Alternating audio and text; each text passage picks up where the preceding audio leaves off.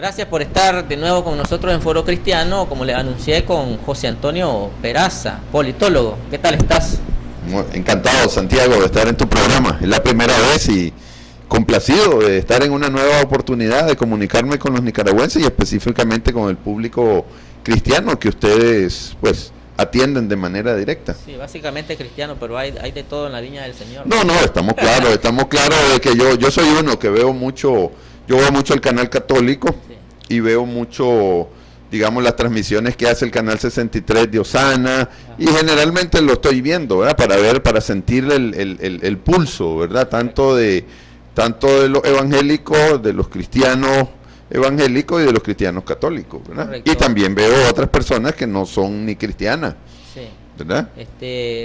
Debajo del cielo todos recibimos el sol, dice, y así para es, todos, así que el Señor tiene otra perspectiva distinta a la de nosotros. Así es. Y Él va por parejo, para buenos y malos manda el Mira, sol. yo no me, tengo mis opiniones sobre ciertos temas, ¿verdad? Pero, por ejemplo, en mi Facebook yo pongo opiniones tanto católicas como evangélicas como ateas, hay veces las pongo también, y budistas, y no es que soy un arroz con mango, no, simplemente yo creo que la verdad no está en un solo lado, ¿verdad? En eso yo estoy convencido de hay eso. Cosas buenas que puede decir alguien, y no necesariamente tiene que ser un cristiano excelente, pero dijo algo bueno y es bueno repetirlo. Y la verdad es que el conocimiento humano y la verdad se construye entre muchas personas. Puede ser que algunos tengan una parte más importante, pero se construye en general. Es importante eso, pues, saber entender y tener tolerancia, ¿no? Claro.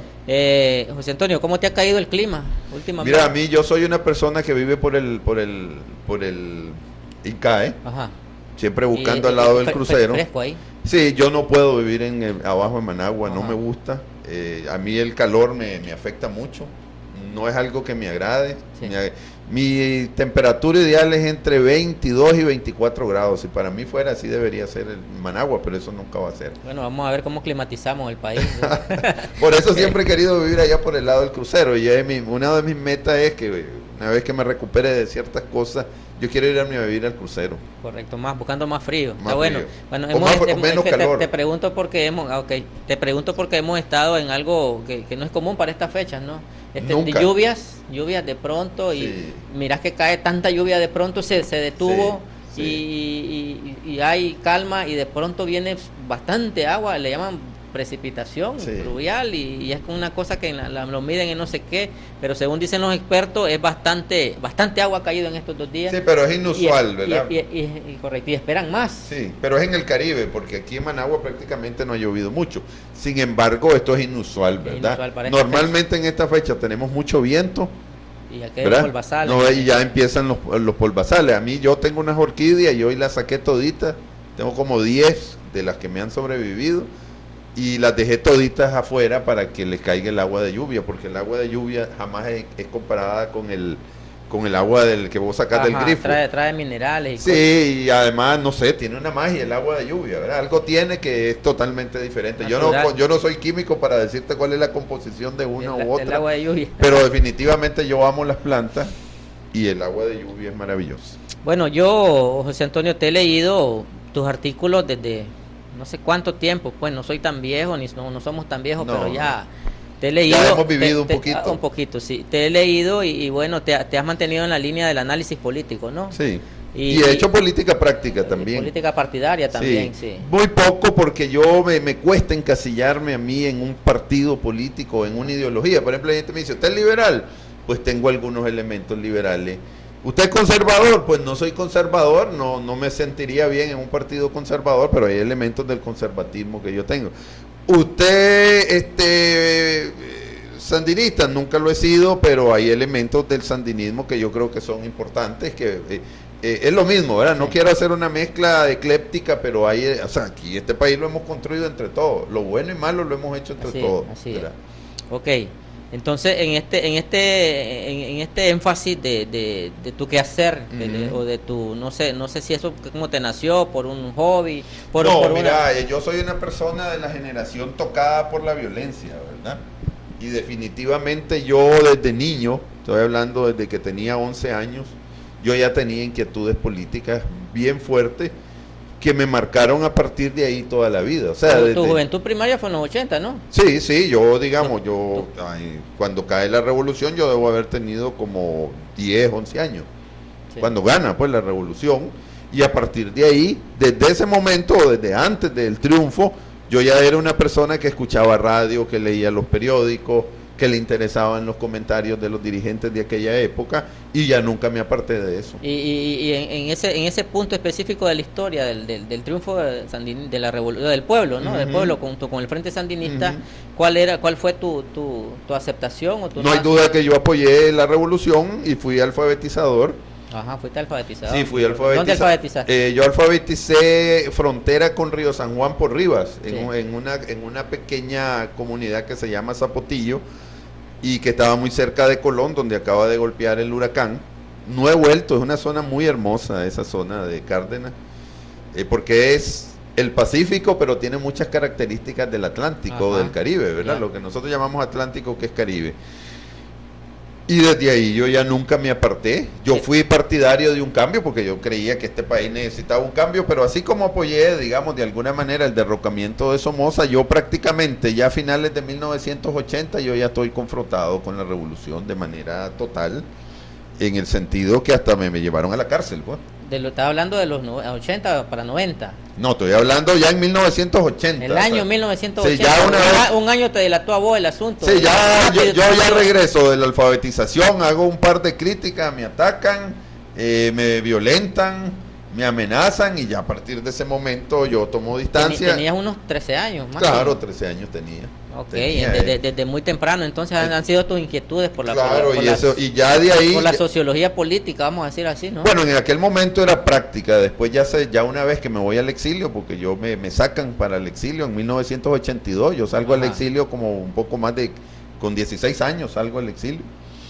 Ya a partir de ahí yo ya no me aparto. ¿Nunca se te pasó por la mente unirte a la contrarrevolución? Estuve vinculado con ellos, principalmente con ARDE, allá en Costa Rica, pero definitivamente nunca vi que eso tuviera una posibilidad de crecer.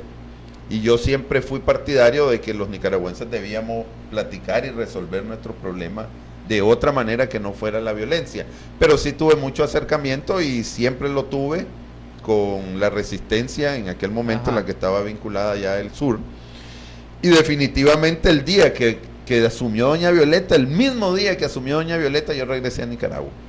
O sea, solamente... ¿Cuándo asumió? ¿No votaste? No, es que yo no voté porque yo intenté votar, y la seguridad del Estado en aquel tiempo le avisó a mi padre, porque tenía algunos amigos vinculados al gobierno, que le dijeron que si yo venía al país me iban a detener de manera inmediata. ¿Verdad? Entonces yo decidí, no tenía sentido venir antes, porque yo quería venir a participar en el proceso electoral apoyando a la UNO. Pero entonces le dijeron a mi padre, un amigo de él muy cercano, un hijo de un amigo de él muy cercano, que era de la nomenclatura, digamos, de aquella época, que mi lista había sido presentada para dejarme entrar y apoyar a la UNO, y que le habían dicho que si yo entraba por mis comentarios y mi actuación política, iba a ser detenido inmediatamente. Entonces no tenía sentido venir para entrar a la cárcel, entonces esperé, se dio el triunfo de doña Violeta, y el mismo día, el 25, fue como un mes, 2 meses después, yo estaba ingresando a Nicaragua. Ok, José Antonio, vamos a tener que hacer una pausa, pero cuando regresemos quiero que nos ayudes a entender cómo está el comportamiento y la composición de la oposición política, partidaria o política en Nicaragua, porque yo veo varios grupos y no pueden ponerse de acuerdo, y cada quien está haciendo sus esfuerzos por su lado, y son grupos bastante minúsculos según yo los miro, pues. Sí, por lo menos los activistas, ¿no? Entonces quiero que nos explique cómo está ese escenario y cuál es tu visión o tu perspectiva de hacia dónde van ellos. Cuando regresemos también hay un asunto importante de una encuesta que mide que arrojó. El dato más importante que arrojó, según lo destaca la prensa, es que los nicaragüenses no pueden reunirse a platicar, o tienen miedo de reunirse a platicar de política en cuanto a críticas para el gobierno. Sí. Entonces vamos a ver una nota también ahí, y que nos explique el experto politólogo José Antonio Peraza Collado cuando volvamos de la pausa. De regreso en Foro Cristiano, conversando con el máster José Antonio Peraza, él es politólogo, y ahorita nos va a explicar, pues yo le preguntaba antes de la pausa que nos ayude a entender cómo está este asunto de la oposición, que no está haciendo oposición, digamos, como los otros partidos que participaron en las elecciones, es una oposición más férrea, más confrontativa, con posiciones bastante claras, pues no hay por quién votar, no hay que votar, hay que cambiar el sistema, que hay dictadura y toda esa cosa. Entonces yo veo varios grupos, sí. Tal vez vos en tu trabajo que está más incisivo y más estudioso, nos explicás cómo están esta gente y hacia qué perfilan, qué buscan. Bueno, mira, yo creo que aquí hay como 3 grupos importantes. Ajá. O tal vez o más visibles, ¿no? Los más visibles, pero digamos, dejémoslo ahorita en 3. Ajá. Está el Frente Sandinista y con su alianza, ¿verdad? Que ya lo conocemos, ahí está hegemónico el Frente Sandinista, pero están el Partido Social Cristiano, están los ex Contra, y hay una serie de partiditos pequeños que giran, digamos, en torno al Frente Sandinista. Eso está claro, es la famosa unidad Nicaragua Triunfa, ¿verdad? No sé si le han cambiado el nombre, pero básicamente ahí está, pero básicamente eso es el Frente Sandinista. Ahora vengámonos a la oposición. Y voy a ser muy claro, sí. Ni APRE, ni ALN, incluso yo diría que ni el Partido Conservador en este momento es oposición, ¿verdad? Tal vez puede ser que haya opositores, pero como grupos no son oposición, ¿verdad? Porque no tienen una perspectiva clara de ni siquiera contra qué oponerse, porque si vos viste la campaña política, ninguno de esos grupos atacó al Frente Sandinista. Yo no conozco país alguno donde vos podás desarrollar un grupo de oposición sin atacar al partido de gobierno. Es necesario. Y cuando digo atacar no significa que es denigrar. Eso te iba a preguntar, ¿es necesario atacar? Tenés que tener una alternativa a la que dice el partido de gobierno, si no, ¿qué estás haciendo ahí? No. Yo no miré programas. Yo no miré propuestas. Pero digamos, muchos de los partidos nunca la han tenido, pero por lo menos vos tenés una posición, estoy en contra de esto, estoy en contra de esto. Por lo menos te opones a algo. Sí. En estos grupos no hay ninguna oposición al partido de gobierno. Más bien están interesados en servir de comparsa, ¿verdad? Incluso muchos de ellos dicen que obtuvieron diputados sabiendo, yo que conozco de las estadísticas electorales, te puedo decir que la mayoría de ellos no tenían ninguna posibilidad de sacar ningún diputado, o uno, mucho menos que van a aspirar a tener más, ¿verdad? Entonces, ahí tenemos ese primer problema. Ok, ahora veamos lo que se ha llamado la verdadera oposición, que habría que ver si realmente es verdadera, pero que definitivamente tiene, o por lo menos dice tener un proyecto alternativo al Frente Sandinista. Ajá. Que realmente lo alternativo que han planteado realmente es el Estado de Derecho, ¿verdad? Estado de Derecho e inversiones, básicamente eso es, y el Frente Sandinista está trayendo inversiones, entonces las diferencias son bastante pocas, aunque desde la perspectiva política sí hay diferencias. Ok, entonces aquí habían 2 grupos, o un grupo fundamental, que era el PLC y el PLI. Sí. Al desaparecer el PLI, entonces se dividen esos 2 grupos que están en el PLI, y de ese PLI, que antes era PLI, salen 2 grupos. Uno que se llama Ciudadanos por la Libertad, sí, y otro que se ha llamado el FAT, que tiene poca creación y que no tiene personería jurídica, al igual que Ciudadanos por la Libertad. Ese grupo que era PLI se divide en 2.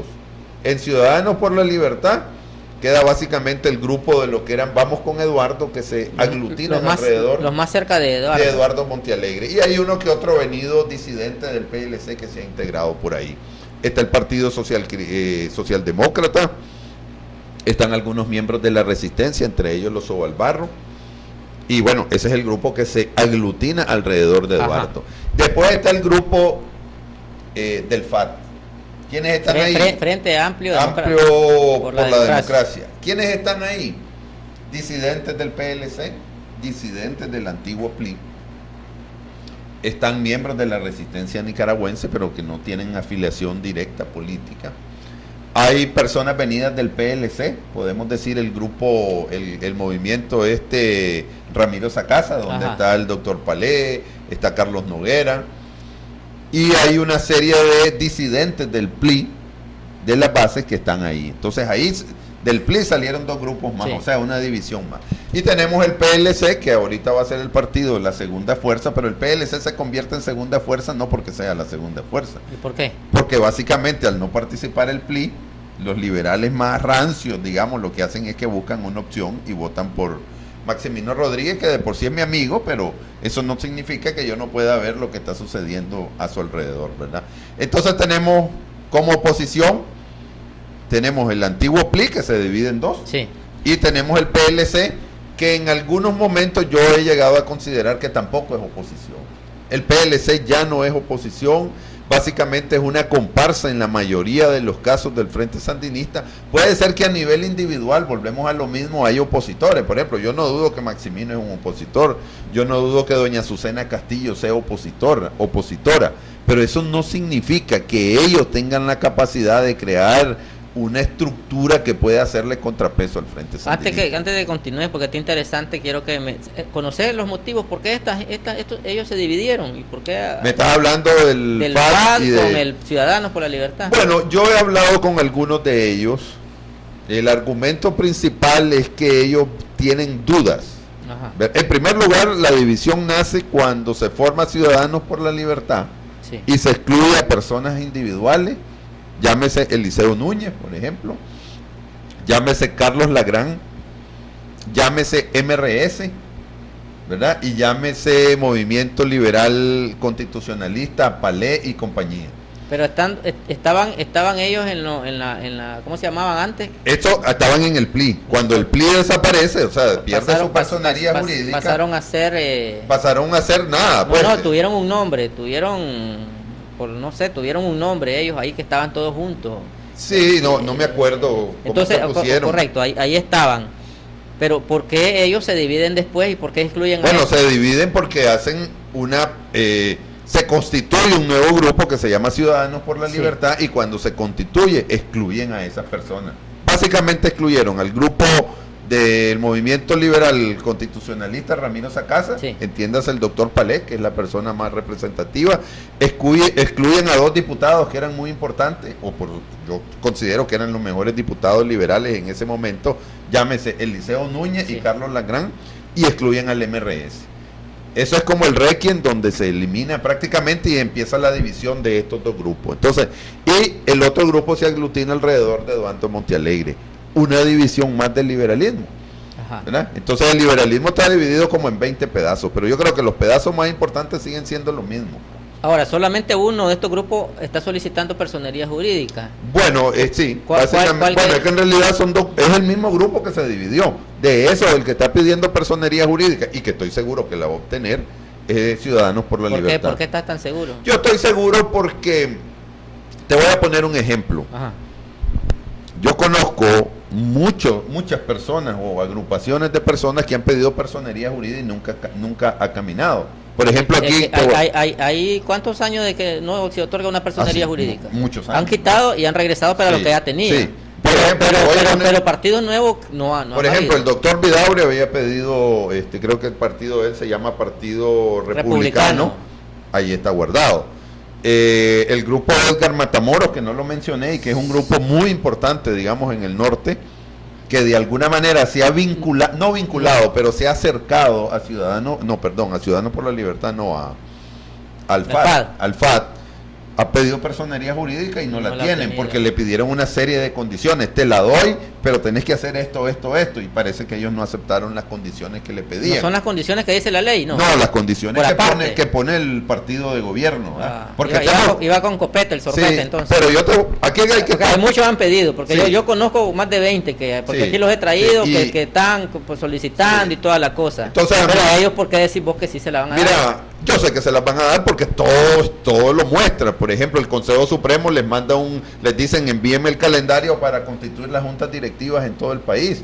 O sea, hay lo están atendiendo. Hay un apuramiento, para llamarlo de alguna manera. Los están atendiendo y más bien los están presionando para que se aligeren. Porque aquí por lo menos Saturnino Cerrato dice que él va, que él va y que el doctor Acuña le dice que haga esto, que lo manda y que después no manda el delegado, el consejo. Sí. y que le están jugando pierna, pues. Y yo estoy seguro pero con esto no, ellos van. No, yo lo que creo es que el Frente Sandinista necesita un interlocutor válido que tenga carácter opositor para el diálogo que se acerca. Porque en el diálogo, ya te lo digo, ni el APRE, ni el PLI, ni ALN, y en gran medida ni el PLC aparecen ante el gran público exterior como opositores. Ninguno. ¿Verdad? ¿Por qué? Porque su actuación lo demuestra, se han vuelto comparsas del Frente Sandinista. ¿Verdad? Bailan el son que les toca. Ahora, esta personería jurídica, si se la otorgan, no va a ser específicamente con este fin de que participen en el diálogo, sino que también se la van a dejar para que lógicamente, pero esta personería jurídica yo creo que es para darle un ropaje a la próxima elección, porque mira, el gran problema de Nicaragua en este momento electoral es que el Consejo Supremo no tiene ninguna legitimidad.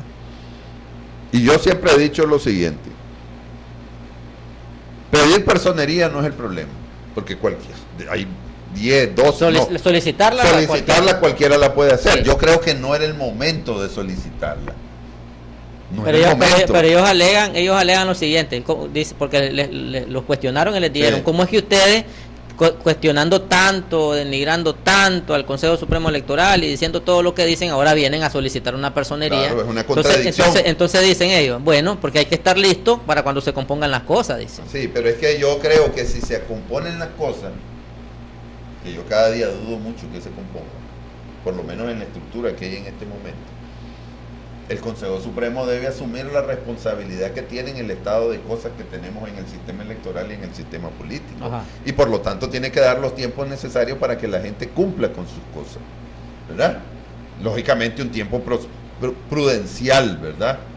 Para que la gente pueda cumplir con el calendario que se quiere. Ahora, lo que yo creo es que ellos están corriendo porque saben que ellos van a jugar un papel importante, porque el Frente Sandinista quiere que jueguen. Es que el problema aquí es quién está manejando los hilos. Explícame, el Frente Sandinista tiene un objetivo con ellos. Busca cómo sacar un provecho. Yo lo que creo es que quieren crear... ¿Qué es lo que me está diciendo? Yo lo que creo es que el Frente Sandinista lo que quiere crear es un interlocutor que sea creíble, no solo nacionalmente, sino internacionalmente como opositor. Ok, ¿y ellos qué provecho van a sacar? Van a tener su personería y se van a elegir, según ellos, ¿verdad? Creo yo, Ciudadanos por la Libertad. Porque ellos por hacerle favor al frente no van a... No, ellos creen que a partir de esa personería ellos se van a elegir como la verdadera oposición. ¿Y vos qué pensás? Yo creo que no va a ser así. ¿Por qué? Porque le va a pasar lo que, si sucede de la forma en que parece, yo no digo que va a suceder así. Como hipotéticamente lo estamos planteando. Como se perfila, es muy simple, yo lo veo. Esto va a tener sentido en la medida en que hayan cambios profundos en el Consejo Supremo Electoral. Si los cambios son cosméticos y Ciudadanos por la Libertad participa y sucede lo que ha venido sucediendo en las elecciones pasadas, simplemente fue una tomada de pelo, ¿no? Entonces, no me quiero adelantar a los acontecimientos, pero definitivamente, si no, la llave que va a abrir esto es si hay cambios significativos en el Consejo Supremo Electoral que nos permita a los nicaragüenses recobrar la confianza que a través de los votos podemos transformar Nicaragua. Para vos, como analista y como especialista en el asunto político, un cambio sustantivo o sustancial, como lo estás diciendo, ¿cuál sería? Uno. Bueno, empezando, no es el más significativo, pero es de los más relevantes ante la opinión pública, es que hay que relevar a todos los magistrados del Consejo Supremo. A todos. Yo creo que ¿y relevarlos por quién? Bueno, esa es la primera. Y el otro elemento, que no lo digo yo, sino lo dijo la Unión Europea y que lo pone como su primera recomendación al gobierno, y te la cuento porque lo he dicho en los medios muchas veces. Ajá. La primera recomendación que hace la Unión Europea es que se cambien los mecanismos y los procedimientos para escoger a los magistrados del Consejo Supremo Electoral, por dos cosas muy simples. La primera, porque no tienen las capacidades técnicas. Sí. Y segundo, porque carecen de total independencia. O sea, los magistrados son representantes de los partidos políticos. Claro, pero entonces esa lógica de que sean exclusivamente de las entrañas de los partidos políticos tiene que cambiar. porque si no vamos a seguir al infinito con estos problemas. Yo no es que estoy pidiendo que las personas que lleguen ahí no tengan ninguna orientación política, porque eso no existe en Nicaragua. Es ilógico. Es ilógico, ni yo, ni vos, nadie, ni nadie, todos tenemos una orientación, y a mí me decís, yo soy una persona que estoy claro de que yo soy un opositor al gobierno. Sí. O sea, yo soy un opositor, pero eso no quiere decir que yo no vea cosas. Ni eso no significa que yo sea, que yo haya nacido con diaper rojo, porque soy liberal. No, yo tengo una mezcla de muchas cosas, y yo creo que la nación está sobre cualquier premisa partidaria, ¿verdad? Y yo sé que hay personas dentro del Frente Sandinista, dentro de los conservadores, dentro de los liberales, que piensan igual o mejor que yo, ¿verdad? Entonces, lo que creo yo es que hay que buscar personas diferentes, que tengan una trayectoria, no solo profesional, sino ética, en su comportamiento político, que me determine que pueden estar en un Consejo Supremo. Al final de cuentas los eligen los diputados que se deben a los partidos políticos. Volvemos a lo mismo. Entonces, como la reforma no puede ser en un solo lugar, porque el problema es que el sistema ha colapsado. Entonces tenemos que ponernos de acuerdo por dónde vamos a empezar a cambiar ese sistema. Pero si los cambios son cosméticos para que un solo partido participe y se erige interlocutor para que yo pueda hablar y decir que tengo un diálogo con la oposición, ahí estamos perdiendo el tiempo. Okay. Porque por lo menos yo, y te lo digo como José Antonio Peraza, yo jamás me voy a sumar a eso. Y yo sé que hay miles de personas que nunca lo van a hacer. O sea, los no votos, los que no votaron en la elección. Que llamaron al no voto. Y no votaron. Los que no votaron conscientemente, porque creían que eso no resolvía nada. Yo creo que va a ser muy difícil que se integren a un partido político. O que lo apoyen. Eso es lo que quiero decir, sí. Que lo apoyen a un partido político que no muestre claras señales de corregir los males que tenemos en el sistema electoral. Que el sistema electoral es una arista de un montón que hay que resolver, ¿verdad? Tenemos que ir a la otra pausa, pero quiero que me contestes brevemente, te pido el favor. Estás diciendo que si Ciudadanos por la Libertad consigue la personería jurídica o el Consejo Supremo Electoral se la otorga, es una señal de que haya un tipo de arreglo ahí. No es necesariamente una señal, porque yo creo que todo partido tiene derecho a sacarle ventaja. Pero si no le dan a los demás y le dan a ellos. Lo que va a determinar quién está, digamos, de un lado de la acera o del otro. Ajá. Y cuando te digo de colaborar con el gobierno o crear una alternativa al gobierno, yo lo veo en este momento histórico en dos cosas fundamentales. La primera, ¿cuáles van a ser los cambios reales que van a haber en ese Consejo Supremo Electoral? Y la segunda es, ¿qué tipo de oposición vas a hacer ante el gobierno sandinista? Entonces, eso es lo que me va a determinar. No puedo decir yo, van a actuar de esta manera o no, porque es muy difícil. Pero el tiempo dirá, y el tiempo dirá en menos de 6 meses. Ok, vamos a esperar esos 6 meses, pero primero vamos a la pausa para regresar con otro tema. Una encuesta interesante donde se dice, según ahí los encuestadores, que hay problemas, que los ciudadanos en Nicaragua tenemos problemas para expresarnos y hablar de política, principalmente la política pública del gobierno. Ya volvemos. De regreso en Foro Cristiano, conversando con el máster politólogo José Antonio Peraza Collado, un hombre experimentado en asuntos del análisis político. Y bueno, ya nos está explicando cómo está la composición y el comportamiento de las diferentes oposiciones, porque hay oposición que está en la oposición suave, le digo yo, y la oposición férrea. No, es que hay gente que no es oposición. Yo creo que hay cosas que hay que ponerlas en claro. ¿No creemos que hay oposición suave? Yo creo que sí, pero tal vez no, la palabra suave no es la correcta, creo yo. Ajá. Yo creo que hay oposición, que hay diferentes maneras de oponerse. Pero definitivamente ni el APRE, ajá, ¿verdad? Ni el ALN, ni el PLI que sobrevivió, o sea, el PLI de Pedro Reyes, que ahora ya no sé de quién es. Ni el Partido Conservador, que está en este momento, la Junta Directiva, o por lo menos las personas que controlan las decisiones más importantes en el Partido Conservador, ajá, ni muchos sectores de la cúpula del PLC se pueden llamar opositores. Yo no tengo ni la menor duda de que hay miembros del PLC que sí son opositores, y conozco montones, pero a nivel la cúpula que gobierna y que maneja las decisiones no es opositor. Por ejemplo, yo no creo que Arnoldo Alemán sea un opositor. Las políticas, te referís, al final de cuentas, del partido, no son políticas de oposición. No son políticas de oposición, y no es por lo que dicen, es por lo que hacen, porque la oposición se demuestra con lo que... Mira, te voy a poner un ejemplo.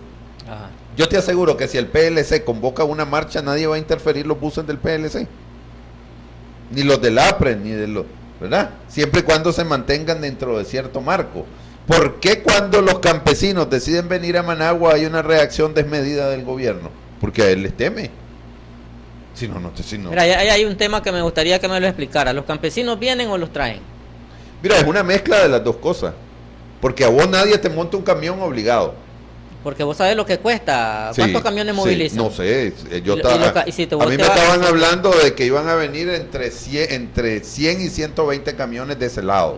O sea, estaba hablando de Nueva Guinea. Sí, ¿Cuánto cuesta un viaje de un camión? No sé, me imagino que debe ser caro. Y los campesinos no andan trabajando para el día. Correcto. ¿Quién paga eso?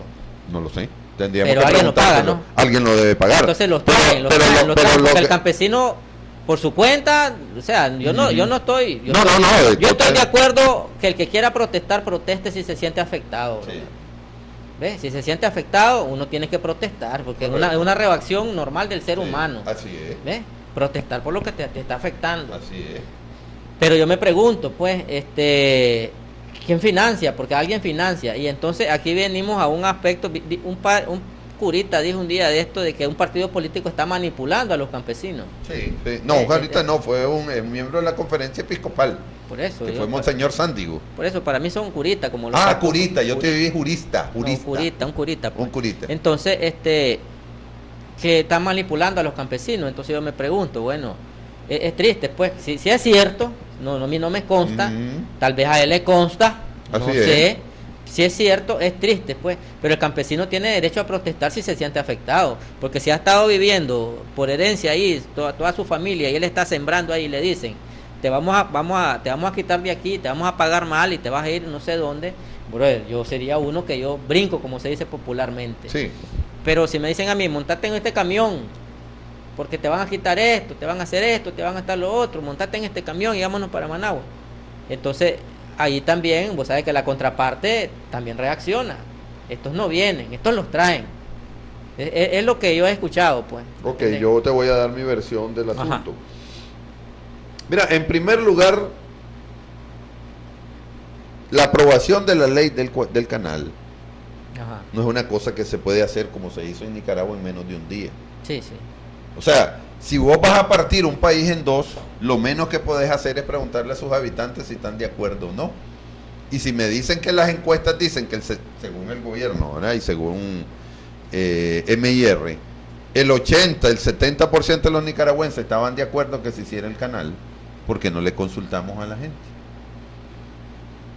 Tocar el lago de Nicaragua es gravísimo y todos debemos, yo soy uno que soy de arriba y yo me opongo rotundamente a que se toque el lago de Nicaragua mientras a mí no me demuestren que ese lago no va a sufrir. Y no he visto yo un solo documento que me determine o que me explique qué va a suceder con el lago. Mientras eso a mí no me lo expliquen, yo que soy ribense y que amo ese lago, jamás voy a apoyar eso y me voy a poner siempre. Estoy hablando a nivel personal. No, estoy claro. ¿Cómo te lo pueden demostrar? Sí. Bueno, necesito estudio con gente seria que yo no le he visto, porque lo que diga Lara para mí no es serio. Ajá. Yo escucho a ¿cómo se llama? A don Jaime Inser y él está profundamente preocupado. Y es un hombre que ha demostrado, es que para mí eso es muy importante, un hombre que ha demostrado durante todos sus años de vida, porque yo vengo leyendo... Es un científico de carrera. Sí, de carrera y que no tiene ningún interés, porque eso para mí es importante. Sí. Don Jaime Inser no tiene ningún interés, además es asesor del gobierno, ¿verdad? No tiene ningún interés de caerle mal al gobierno para sacar un rédito político, porque es un señor ya mayor que tiene un prestigio reconocido en todo este país y fuera de Nicaragua, y que ha demostrado en su trayectoria de vida que es un hombre correcto y honesto. Ese es el tipo de persona. No quiere decir que por eso no se equivoque. Sí, mira. Lo que te quiere decir es que trayectoria. Pero salen una gente ahí que nunca ha opinado, que nunca ha sabido nada, que no tienen derecho a decir, pero que no me están demostrando nada. Volvemos a lo mismo, son comparsas para justificar las posiciones. Solo termino con esto.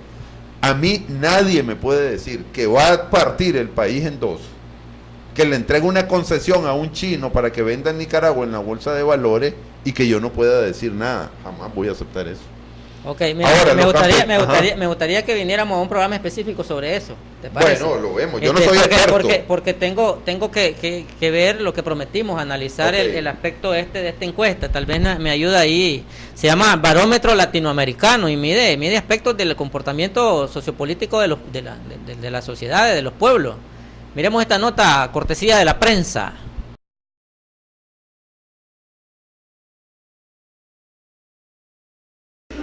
Yo creo que la encuesta muestra un alto nivel de tolerancia política entre los nicaragüenses. Eso es lo que sale, que la tolerancia política se mantiene alta, ¿verdad? El nicaragüense en general es más tolerante políticamente que lo que era en el pasado, me parece a mí, y sobre todo yo diría que en base a lo que estamos viendo de datos de otros países es más tolerante que en otros países centroamericanos. Es interesante analizar todo lo que tiene que ver con las preguntas relacionadas con la democracia y la cultura política, pero creo que la encuesta debemos de verla como un todo, o al menos así traté de verla yo.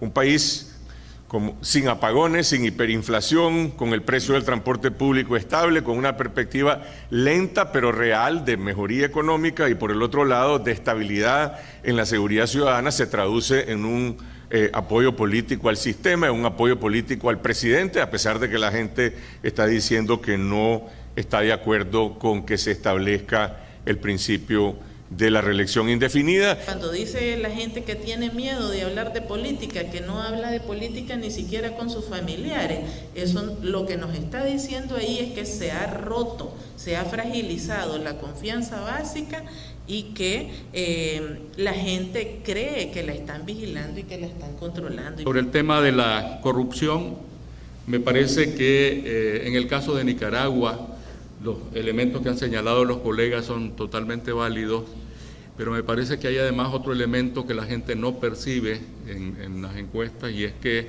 es imposible percibirlo dado la manera en que se tratan los temas de corrupción en el gobierno, ¿no?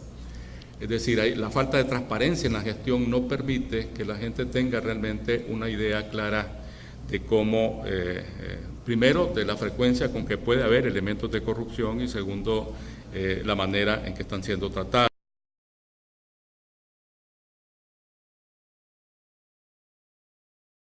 Ahí teníamos, José Antonio, pues el asunto principal para mí, ¿no? Hay otros aspectos, sí. Es que bueno, dice que la gente tiene miedo de hacer reuniones y hablar asuntos, más bien críticas, ¿no? Críticas al gobierno principalmente. Ni siquiera crítica, no hablar de política. Ajá. Entonces, ¿qué es lo que pasa? Mira, yo he estado oyendo temas de esta encuesta, incluso la prensa hoy, el diario La Prensa tiene un editorial muy bonito en su página editorial sobre ese tema. Mira, el barómetro latinoamericano ha venido captando este fenómeno en Nicaragua, que a partir del 2006 la gente, de manera automática, pero lógicamente inducida por el ambiente que hay en el país, ha venido limitándose en expresar sus opiniones políticas. Y prácticamente esta última encuesta dice que hay como un 53% de las personas que prefieren no hacerlo o manifiestan cierto temor a hacerlo. Y en segundo lugar, dice que hay como un 9%, si no recuerdo mal, que definitivamente dicen que tienen miedo y que han dejado de hacerlo incluso con sus propios amigos y familiares. ¿Qué quiere decir? Que el ambiente a partir del triunfo del presidente Ortega sobre la libertad, de ejercer la libertad para expresar tus opiniones, la gente le teme. Y le teme por alguna razón, sabe que eso tiene consecuencias. Hay otro elemento de la encuesta que es muy importante. Hay un número muy importante de nicaragüenses que cuando se les pregunta, y es cercano creo al 40%, no recuerdo bien el dato exacto, dice que ellos entienden la democracia como que el gobierno les dé cosas. Posiblemente esos son los nicaragüenses. Que se llama clientelismo, ¿no? Bueno, puedes llamarlo así, pero básicamente lo que está diciendo la gente es: tenemos necesidades tan grandes que para mí un gobierno efectivo y democrático es aquel que me provee lo que a mí me hace falta. Nosotros sabemos de que eso no es democracia, pero la gente más necesitada de Nicaragua la está interpretando así. Pero por eso entonces hay esa contradicción en las encuestas, porque hay gente que dice que apoya la democracia, sí, pero hay gente que dice que tiene miedo, y tener miedo no es vivir en democracia, porque la democracia tiene como elemento fundamental el respeto no solo a las mayorías, sino a las minorías. Pero en tu andar, aquí en la ciudad, en el campo, donde vas, ¿vos has notado que la gente tiene miedo en hablar? Sí, tiene miedo. ¿Has notado eso? Tiene miedo, lo veo en todas partes, pues. Que la gente dice, mira, de eso no hablemos, tengo que alimentar a mis hijos, mejor me callo porque no encuentro trabajo. Lo dice la prensa hoy, hay mucha gente que escribía en la página de opinión, han dejado de escribir montones de personas. ¿Por qué? Porque sienten que opinar sobre temas fundamentales del país implica un problema, no solo para él, sino para su familia. ¿Pero qué problema le puede implicar? ¿Vos tenés algún conocimiento de alguien que por haber hablado le haya pasado algo? Bueno, yo he tenido dificultades en obtener algunos trabajos, incluso que ya habían sido acordados y de repente me dicen nos quedamos sin financiamiento. ¿Con el Estado? No solo con el Estado, sino con la empresa privada, porque gente que dice, mira hermano, yo te quiero ayudar, pensamos iguales, pero yo no puedo tenerte visible a vos porque para mí eso es un problema. Hombre, lo has tenido vos en carne propia. O sea, no, y conozco decenas de personas que están así. Conozco personas que han querido desarrollar negocios sobre ciertas áreas en el país y que básicamente les eliminan la posibilidad de ellos competir como cualquier otro privado. O sea, no tienen posibilidades. Yo me siento un tanto privilegiado porque yo tengo ya un tiempo, te contaba, más de 3 años de estar haciendo este programa, y traigo a cualquier opositor aquí. Ven, a MRS han venido, ¿sí? Todo, doña Violeta Granera, el que ha querido y ha podido venir aquí y ha dicho lo que quiere, y a mí nunca me han dicho, y yo he preguntado lo que he querido, y también critico las cosas del gobierno que pienso yo que están mal, y celebro las que creo que están bien, porque hay muchas cosas buenas y hay cosas que no están bien. Nada de blanco y negro. Correcto. Y aquí nadie me ha venido a decir, ni he sentido ninguna amenaza, ni nadie me ha seguido en moto, ni nada, como dicen que algunos lo andan siguiendo en moto. Pero yo, o sea, yo en mi caso. Tu experiencia lo dudo. A mí, que yo sepa, nadie me ha seguido en moto. Ajá. Han habido hechos en mi vida que no los explico muy bien, como pérdida de mi... O sea, no quiero entrar en detalles de mi persona, pues, pero yo conozco, por ejemplo, miembros de la conferencia episcopal que curiosamente les han robado su computadora. Bueno, pero las computadoras se las roban a todo el que se le ocurre. Pero son personas específicas. Mi telefonito ahí lo ando yo, si le voy a poner una cadenita porque si lo descuido se me va en el saco. No, pero que se meten a robar a su casa y no se llevan nada, solo su computadora. Y personas de la sociedad civil que sucede eso. Pues sí. No quiero ser suspicaz, pero lo que te quiero decir es que yo creo que si vos consultás de manera amplia, y eso lo muestran las encuestas, no solo este estudio de opinión, sino las encuestas incluso nacionales, que tienen sus debilidades, porque se mostraron en la última elección.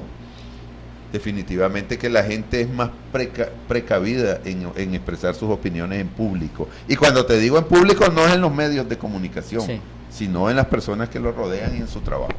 Pues Antonio, agradecido que hayas estado un día tan frío. No, eso no es frío. Te haya levantado tan temprano. Yo me levanto a las 5 de la mañana todos los días. Y a correr. A correr. Correcto. A correr.